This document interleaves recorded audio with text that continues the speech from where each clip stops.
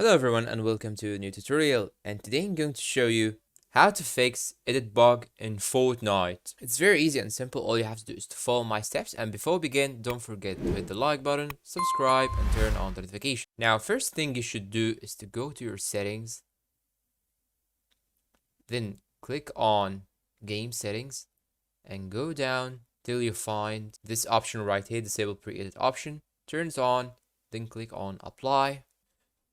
Go to keyboard controls, then scroll down till you find miss category, and you should change this option right here, switch quick bar. You should change it to any button that you do not use at all. So let's change it with equals, for example, and after switching it, click on apply, and that is it. You have fixed the issue.